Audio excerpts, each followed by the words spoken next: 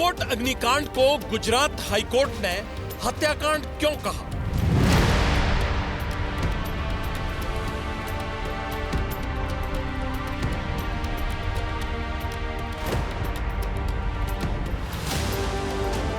High court ने क्यों कहा कि गुजरात सरकार और सिस्टम विश्वास के लायक नहीं है?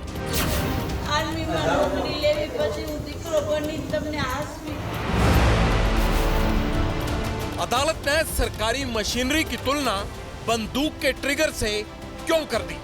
4 लाख से कुछ नहीं होगा, 10 लाख देगा तो कुछ नहीं होगा। इसके घर में से कोई भी आदमी जाएगा, इसको पता चलेगा। जिम्मेदारी मेन तो अस्पताल वालों की है, दूसरी प्रशासन की है। ना हॉस्पिटल से कोई कॉल आया, ना मैसेज आया, ना किसी स्टाफ ने कॉल किया है। 28 मौत पर सवालों के कटघरे में खड़ी है गुजरात सरकार।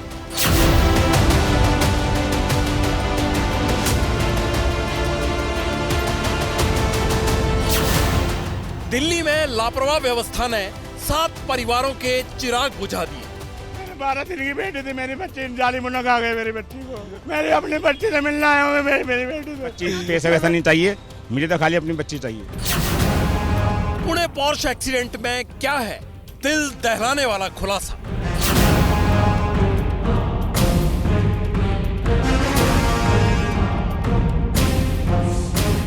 ये सैंपल रिप्लेस किया गया है।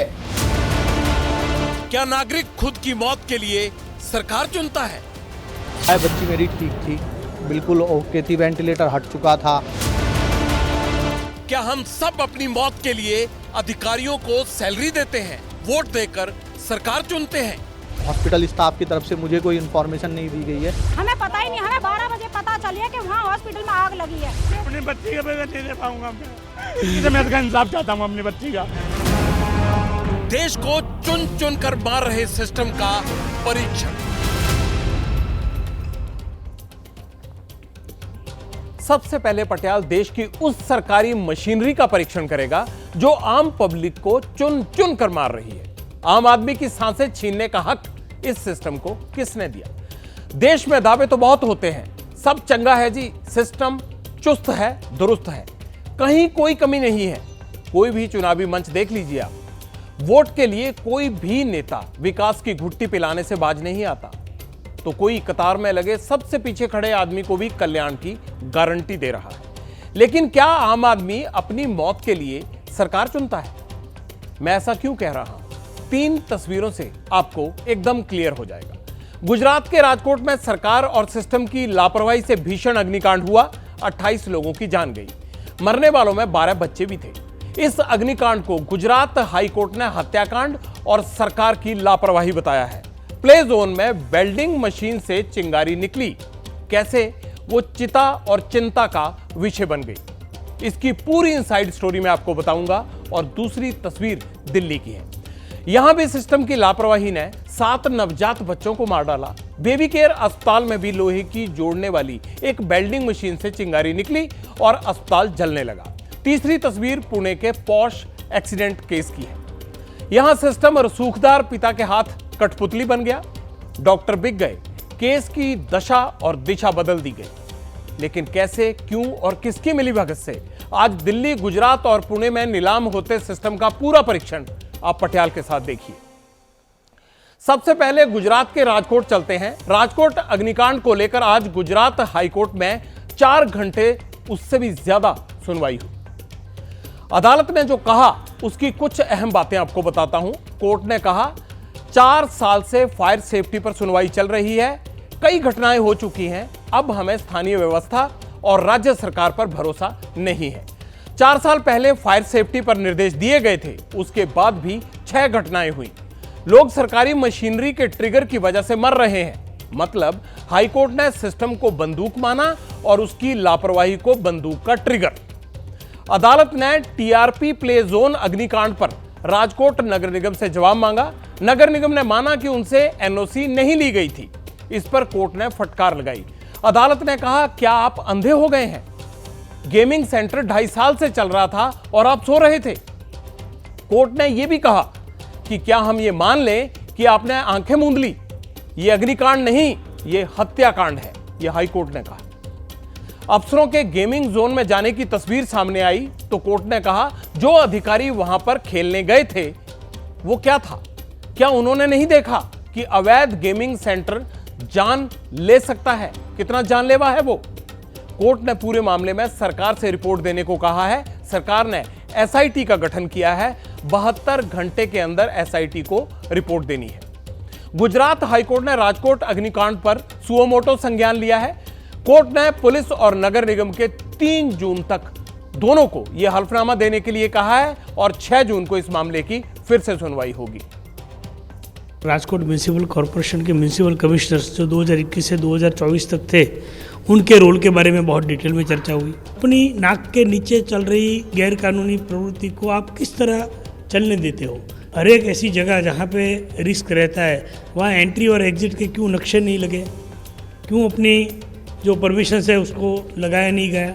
तो ये सब डिटेल बातें हुई। इस तरह के हादसे से जो लोगों की आंख अब खुल रही है वो पहले खुलती तो शायद बच्चों की और यंग लोगों की जान बच जाती उसकी। कोर्ट ने हर बार हर चीज़ को बड़ी बारीकी से देखा। जो पिटीशन हाईकोर्ट के अंदर पिछले 2020 से चल रही है उसमें हर टाइम अलग जो ऑर्डर्स हुए थे उसमें कंप्लायंस नहीं किए गए थे। तो कंप्लायंस क्यों नहीं किए गए उसके जवाब तलब किए गए। हर ये स्टेट के हर म्यूनिसिपल कॉर्पोरेशन और नगर पालिका के ऑफिसर्स को उसका एफिडेविट पे उनके रिपोर्ट रखने के लिए कहे हैं। वो 3 तारीख तक उन्हें एफिडेविट पे रखना है। गुजरात हाईकोर्ट ने सरकार और सिस्टम दोनों को अग्निकांड का जिम्मेदार माना है। अब मैं आपको राजकोट अग्निकांड की कुछ और अपडेट्स देता हूं। अग्निकांड में मरने वालों का आंकड़ा बढ़कर 28 हो चुका है। TRP gaming centre unauthorised campus में चल रहा था। फायर सेफ्टी की एनओसी नहीं ली गई थी।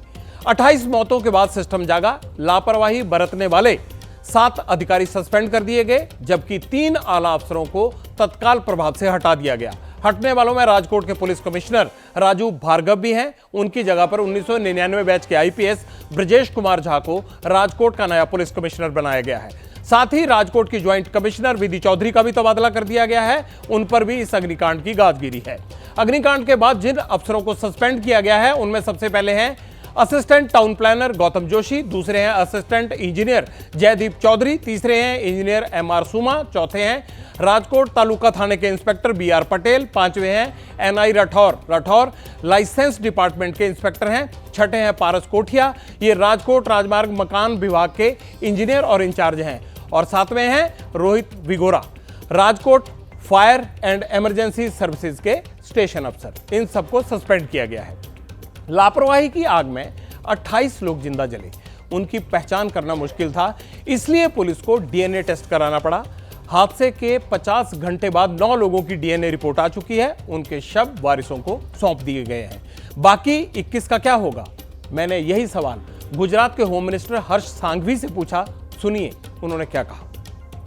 राजकोट के घटना में जो मृतदेह थे, जो सब थे, उसमें से ब्लड अवेलेबल ना होने के कारण उनके बोन्स के माध्यम से ये डीएनए टेस्ट करने की खास तरीके से आवश्यक थी। जिनके भी ये डीएनए मैच होते हैं वो सभी परिवारजनों का संपर्क किया जाएगा। और पुलिस भी अपनी कार्रवाई एक तरफ से जो केस दर्ज हुआ है उसमें भी पुलिस अपनी कार्रवाई कर रही है। कुछ लोगों को हिरासत में लिया गया है और कुछ और लोगों को पकड़ने के लिए 17 से ज़्यादा अलग अलग टीमें बनाई गई है। अब पटियाला आपको राजकोट अग्निकांड पर ऐसी जानकारी देगा जो सरकार और सिस्टम को हिलाकर रख देगी। टीआरपी गेमिंग सेंटर में क्या था और क्या नहीं, कैसे नियमों को अनदेखा किया गया, यह बताऊं उससे पहले आपको हादसे और लापरवाही का एक सबूत दिखाता हूं। यह सीसीटीवी फुटेज है जो आप स्क्रीन पर देख रहे हैं। 25 मई शाम करीब 5:33 का गेम जोन में एक हिस्से में वेल्डिंग का काम चल रहा है। उसी से निकली एक चिंगारी भड़क जाती है। वहां मौजूद कर्मचारी पहले आग बुझाने की कोशिश करते हैं, लेकिन महज 2 मिनट के अंदर ही ये आग भयंकर रूप धारण कर लेती है। गेम जोन में आने जाने का एक ही रास्ता था, इसलिए लोग आसानी से बाहर नहीं निकल पाए। अब एक चौंकाने वाला सच और सुन लीजिए। पुलिस इन्वेस्टिगेशन में यह भी पता चला है कि टीआरएस गेम जोन अवैध तरीके से चल रहा था। उसके पास फायर का एनओसी भी नहीं था। एनओसी के लिए इसी महीने अप्लाई जरूर किया गया था, लेकिन वो मिला नहीं था। गेम जोन के लेआउट प्लान का भी अप्रूवल नहीं था। बिल्डिंग का यूसेज सर्टिफिकेट भी नहीं था। 2017 में खेती वाली जमीन पर एक अवैध बिल्डिंग बनाई गई थी। एग्रीकल्चर लैंड पर रेजिडेंशियल प्लान अप्रूव करवाया गया बिना इजाजत के। इसी बिल्डिंग में 2021 में गेमिंग जोन शुरू कर दिया गया, यानी उसे तब्दील कर दिया गया गेमिंग जोन में। 2023 में एंटरटेनमेंट लाइसेंस के लिए अप्लाई किया गया। गुजरात पुलिस ने पिछले साल एंटरटेनमेंट लाइसेंस दे दिया था। तो क्या अब यहां यह मान लिया जाए कि गेमिंग जोन चलाने के लिए मालिक और सरकारी सिस्टम के बीच कोई बड़ा गेम चल रहा था? इसका जवाब तो जांच में ही मिलेगा, लेकिन एक बात साफ दिख रही है, वो ये कि टीआरपी जोन में भारी मात्रा में डीजल और पेट्रोल भी इकट्ठा किया गया था। ये असुरक्षित था। दावा है कि इसका इस्तेमाल खेल में इस्तेमाल होने वाली गाड़ियों और जनरेटर चलाने के लिए किया जा रहा था। इसकी वजह से भी हो सकता है कि आग और ज्यादा भड़की हो, क्योंकि यह भी बेहद ज्वलनशील था। आज हाईकोर्ट में सुनवाई के दौरान एक फोटो का भी जिक्र आया। अदालत ने प्रशासन से यह पूछा कि टीआरपी जोन में जाने वाले अधिकारियों की फोटो वायरल हो रही है, क्या तब भी इस जगह की जानकारी किसी को नहीं थी? पटियाल ने वो तस्वीर आपके लिए खोज ली है। यह तस्वीर 2 साल पुरानी है। इसमें राजकोट के तत्कालीन कलेक्टर अरुण महेश बाबू, तत्कालीन एसपी बलराम मीणा, नगर निगम कमिश्नर अमित अरोड़ा, तत्कालीन डीसीपी जोन 1 प्रवीण मीणा सब नजर आ रहे हैं। अफसरों के हाथ में फूल हैं, हेलमेट हैं। ये हेलमेट इस गेम जोन में गो कार्टिंग के दौरान पहने जाते हैं। अगर इस फोटो को सही माने तो फिर स्थानीय प्रशासन का यह दावा गलत माना जाएगा कि उसे इस गेमिंग प्लेस की जानकारी नहीं थी। वो तो खूब वहां पर गो कार्टिंग करने गए थे, जिसकी गलती से 28 लोगों की मौत हो गई। वो जब कोर्ट में पेश किया गया तो फूट फूट कर रोने लगा। लेकिन अदालत ने आरोपियों को 14 दिन की पुलिस कस्टडी में भेज दिया है। राजकोट के बाद अब पटियाल के साथ आप दिल्ली चलिए। गुजरात हाईकोर्ट ने तो साफ कह दिया कि सरकार और सिस्टम पर उसे विश्वास नहीं है, लेकिन क्या यही बात दिल्ली पर भी लागू होती है? एक अग्निकांड दिल्ली में भी हुआ है, जिसके बाद सिस्टम और सरकार दोनों सवालों के घेरे में है। शनिवार की रात दिल्ली के विवेक विहार में एक अस्पताल में आग लगी। अस्पताल नवजात बच्चों का था। वहां 12 बच्चों का इलाज चल रहा था और अग्निकांड में 7 नवजात बच्चों की जान चली गई। 5 बच्चों को आग से बचाते हुए किसी तरह सुरक्षित निकाला गया। सबसे पहले अस्पताल अग्निकांड में अब तक क्या हुआ, आप सब पहले ये जान लीजिए। 7 बच्चों की मौत के लिए 2 आरोपी गिरफ्तार किए गए हैं अब तक। दोनों 30 मई तक पुलिस रिमांड में भेजे गए हैं। ये दोनों अस्पताल के मालिक डॉक्टर नवीन और ड्यूटी डॉक्टर आकाश हैं। अब तक की पड़ताल में अस्पताल से जुड़ी गड़बड़ी की कई बातें सामने आई हैं। दिल्ली पुलिस की क्राइम ब्रांच और फॉरेंसिक साइंस लेबोरेटरी की टीम जांच के लिए अस्पताल में पहुंची। अग्निकांड के बाद दिल्ली सरकार के लेबर डिपार्टमेंट की भी नींद टूटी। दिल्ली के स्वास्थ्य विभाग ने बच्चों की मौत के बाद बैठक बुलाई, लेकिन बैठक में क्या हुआ, उसका नतीजा क्या निकला, ये अभी तक सामने नहीं आया है। अक्सर बड़े हादसे होने के बाद आपात और अहम बैठकें धड़ाधड़ होने लगती हैं, क्योंकि सांप गुजरने के बाद लकीर पीटने की आदत हो गई है हमारे सिस्टम को, फितरत बन गई है हमारे सिस्टम की। अब पटियाला आपको एक और जरूरी बात बताना चाहता है। दिल्ली के अस्पताल की आग में झुलसने से जिन 7 दूधमुहे बच्चों की जान गई, वो बचाए जा सकते थे अगर दिल्ली की सरकार और सिस्टम ठीक से काम करते तो, लेकिन ऐसा हो ना पाया। इसके लिए पटियाला आपको 2 दस्तावेज दिखाना चाहता है, जरा इन पर गौर कीजिएगा। पहली तस्वीर दिल्ली पुलिस की एफआईआर है। एफआईआर में विवेक विहार में बेबी केयर सेंटर हॉस्पिटल के अंदर लापरवाही से जुड़ी कई बातें दर्ज हैं। अब आप दूसरी तस्वीर देखिए। यह Vivek Vihar baby care hospital का रजिस्ट्रेशन सर्टिफिकेट है, जो इस बात का सबूत है कि विवेक विहार में नवजात बच्चों का अस्पताल अवैध रूप से चल रहा था। करीब 2 महीने पहले 31 मार्च को ही बेबी केयर हॉस्पिटल की मान्यता खत्म हो चुकी थी। यह सर्टिफिकेट दिल्ली सरकार के स्वास्थ्य विभाग के निदेशक की ओर से जारी हुआ था। अस्पताल में सिर्फ 5 नवजात को एडमिट करने की इजाजत दी गई थी, लेकिन यहां अग्निकांड के दौरान 12 नवजात एडमिट थे। नवजात बच्चों को खो चुके उनके माता पिता को तो यह भी शक है कि उनके बच्चे बीमार थे भी या नहीं।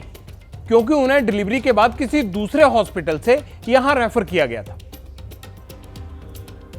मेरा बच्चा बिल्कुल ठीक था, मैं कल शाम को मिल के गया हूँ, मेरा बच्चा बिल्कुल ठीक था। उन्होंने रेफ़र करा इसके लिए, जबकि हमने कहा जी हम सरकारी ले जा रहे हैं। कह रहे नहीं हॉस्पिटल बड़े हैं, 2-3 घंटे की बात आप ले जाओ, केयर अच्छी है। जब हमने कहा 2-3 घंटे की बात है जी, हमारा कोई पैसा नहीं, हम बच्चे को देखना है। वहाँ गए जी, कह रहा बच्चा ठीक है। उन्होंने कहा 24 घंटे और देख लो जी। फिर उन्होंने 48 घंटे, मैं देखा मेरा बच्चा ठीक था। कल भी मिल के आया, जब भी मेरा बच्चा ठीक था। रात को 11:30 बजे ना हॉस्पिटल से कोई कॉल आया, ना मैसेज आया, ना किसी स्टाफ ने कॉल किया है। आग की लपटों में झुलसने और धुएं के चलते दम घुटने से जिन बच्चों की जान गई, उनकी मौत का जिम्मेदार सिर्फ वो लोग नहीं हैं जो मान्यता रद्द होने के बावजूद नियमों को ताक पर रखकर अस्पताल चला रहे थे। वो लोग भी हैं जिनके घर में अस्पताल चल रहा था, और वो भी जिनके ऊपर जिम्मेदारी है ऐसे अवैध अस्पतालों को पकड़ने की। पटियाल को एक और बात पता चली है, इस बेबी हॉस्पिटल में फायर सिस्टम नहीं था, लगा ही नहीं हुआ था। इमरजेंसी में बिल्डिंग के बाहर निकलने का एग्जिट गेट भी नहीं था। अस्पताल का नाम तो न्यूबॉर्न था, लेकिन जब आग लगी तो नवजात की देखरेख के लिए ड्यूटी पर बच्चों का एक्सपर्ट डॉक्टर भी नहीं था। जो वहां मौजूद था वो सिर्फ BAMS था, वहां कोई MBBS डॉक्टर भी नहीं था। अस्पताल का मालिक नवीन खिंची बच्चों का डॉक्टर है और उसकी पत्नी दांतों की डॉक्टर है, यानी डेंटिस्ट है। और इन्होंने दिल्ली के पंजाबी बाग के अलावा हरियाणा के गुरुग्राम और फरीदाबाद में भी ऐसे ही अस्पताल खोल रखे हैं। हादसे के बाद विवेक विहार अस्पताल से एक और चौंकाने वाली जानकारी सामने आई। जांच में पुलिस को 27 ऑक्सीजन सिलेंडर भी मिले। 5 सिलेंडर उनमें से फटे हुए थे। बच्चों के माता पिता ने बताया कि वहां हमेशा सिलेंडरों की लोडिंग और अनलोडिंग होती रहती थी, उसी हॉस्पिटल में जहां बच्चे एडमिट थे। सवाल उठता यह है यहां पर कि बच्चों का अस्पताल था वो, या ऑक्सीजन सिलेंडर का गोदाम था। हमने देखा है कि स्टाफ की कमी पाई गई, पहली बात। और हम जब भी पहुंचते थे वहाँ पे सिलेंडर की गाड़ी एक उतरती हुई देखते थे हम, और लोड होते हुए देखते थे। वहाँ पे सिलेंडरों का कोई गोरख धंधा चल रहा था, किस तरीके से वहाँ पे क्या मसला था। NOC उन्हें किस तरीके से दी गई अस्पताल उस पर नर्सिंग होम की। एक रिहायशी कॉलोनी में ये मकान था, और एक ऐसा लग रहा था कोई घरेलू मकान हुआ, घरेलू जगह हुआ, और अस्पताल का उसका कोई रूप नहीं था इतना। वो एक सिंपल रूप था, और वहाँ पे वेंटिलेटर वगैरह दूसरी मंजिल पे थे वहाँ पर। दिल्ली के इस बेबी केयर अस्पताल में एक दो नहीं कई गड़बड़ियां थी। इसके बावजूद मासूम बच्चों की जान जोखिम में डालकर अस्पताल चलता रहा। लापरवाही का शिकार नवजात बच्चे बने। क्या उनकी जान लेने का जिम्मेदार अकेला अस्पताल का मालिक है? क्या दिल्ली सरकार का स्वास्थ्य विभाग, केंद्रीय गृह मंत्रालय के अधीन आने वाले दिल्ली फायर सर्विसेज विभाग और दिल्ली म्युनिसिपल कॉर्पोरेशन की कोई जिम्मेदारी नहीं है? 5 की जगह 12 बेड लगा दिए, रजिस्ट्रेशन खत्म हो चुका था, फिर भी दिल्ली के स्वास्थ्य विभाग ने अस्पताल पर कोई कार्रवाई क्यों नहीं की? बिल्डिंग का फायर NOC नहीं था, उसमें फायर इक्विपमेंट्स नहीं लगे हुए थे, तो फायर ब्रिगेड ने अपना काम क्यों नहीं किया? सिर्फ 120 गज के प्लॉट में 2 मंजिला इमारत बनी थी, नीचे ऑक्सीजन सिलेंडर भरे जाते थे। उन्हें भरने के लिए ऊपर वाली मंजिल जो थी उसी का इस्तेमाल अस्पताल के लिए हो रहा था। तो क्या MCD को कोई कार्रवाई नहीं करनी चाहिए थी? यह MCD का फर्ज नहीं बनता था कि इतनी छोटी जगह में ये दोनों काम एक ही बिल्डिंग में आखिर कैसे हो रहे थे? इस पूरे मामले में नर्सिंग होम का पंजीयन करने वाली अथॉरिटी, नर्सिंग होम्स को रेगुलेट करने वाली अथॉरिटी, बिल्डिंग परमिशन देने वाली अथॉरिटी, बिल्डिंग परमिशंस के रेगुलेशंस वाली अथॉरिटी, फायर सेफ्टी इंश्योर करने वाली अथॉरिटी, फायर सेफ्टी NOC जारी करने वाली अथॉरिटी, डॉक्टर्स को नर्सिंग होम चलाने और प्रैक्टिस करने के लिए लाइसेंस देने वाली अथॉरिटी, सब जिम्मेदार है। किसी को भी इसमें ये नहीं कहा जा सकता कि इसकी गलती कम और उसकी गलती ज़्यादा है, सभी की गलती इसमें बराबर है। बिल्डिंग में इमरजेंसी एग्जिट नहीं था, वहाँ पे हमको कोई फंक्शनल वाटर स्प्रिंकलर सिस्टम नहीं मिला, हमको एप्रोप्रिएट फायर एक्सटिंग्विशर होने की कोई जानकारी नहीं मिली। हम लगातार कल से बात करने की कोशिश कर रहे हैं, पर दिल्ली सरकार के अधिकारी तो बात कर ही नहीं रहे हैं। वो तो पूरे मामले में खुद को बचाने में लगे हुए हैं। दिल्ली सरकार का स्वास्थ्य विभाग सजग होता, एमसीडी ईमानदारी से काम करती होती, तो ना सिलेंडर का गोदाम वहां चलता, ना उसके ऊपर अवैध अस्पताल। दिल्ली पुलिस के अंडर काम करने वाला फायर डिपार्टमेंट अगर बिल्डिंग पर एक्शन ले लेता, तब भी शायद ये दर्दनाक घटना टाली जा सकती थी। ऐसे हादसों से बचने के लिए माता पिता क्या एहतियात बरत सकते हैं? उनको एहतियात बरतनी चाहिए। महाराष्ट्र बाल सुरक्षा आयोग की अध्यक्ष को सुनिए। मैं आह्वान करूंगी हमारे सारे पालकों को, हमारे सारे भारतीय नागरिक को, कि आप थोड़े सजाग हो जाइए। आप ये ध्यान रखें कि जब आपके बच्चे जाते हैं मैटरनिटी होम या प्ले स्कूल हो, प्ले इनमें क्या होना चाहिए? 2 एग्जिट होने चाहिए। अच्छा, हाँ, ये बताएं। 2 एग्जिट होने चाहिए। वो थे क्या, भगवान जाने। एक आग्रह रखूंगी कि शासन, प्रशासन और सारी जनता को जहाँ जहाँ बच्चे को लेके जाना है, खास करके मैटरनिटी होम में एक खुशहाल परिवार आता है और ऐसी घटना होती है तो एक भयंकर सदमा लग जाता है और सब दुखी हो जाते हैं। मैटरनिटी होम में एडमिट करने से पहले ये सब चेक होना चाहिए, सरकार को भी चेक करना हो और पालकों को मैं रिक्वेस्ट करूंगी। अब पटियाला आपको पुणे लेकर चलेगा, जहां पुणे पोर्शे एक्सीडेंट केस में सिस्टम सवालों के घेरे में आ गया है। सबसे पहले आप इस वारदात में हुए खास डेवलपमेंट्स का अपडेट जान लीजिए। पुणे क्राइम ब्रांच ने सुसान अस्पताल के एक और कर्मचारी को गिरफ्तार किया है। गिरफ्तार शख्स का नाम है अमित घट कांबले और वो अस्पताल में चपरासी के पद पर काम करता है। इससे पहले क्राइम ब्रांच ने 2 डॉक्टर्स को गिरफ्तार किया था। दोनों डॉक्टर्स पर नाबालिग आरोपी के ब्लड सैंपल बदलने का आरोप है। ये दोनों डॉक्टर कौन हैं, ये भी जान लीजिए।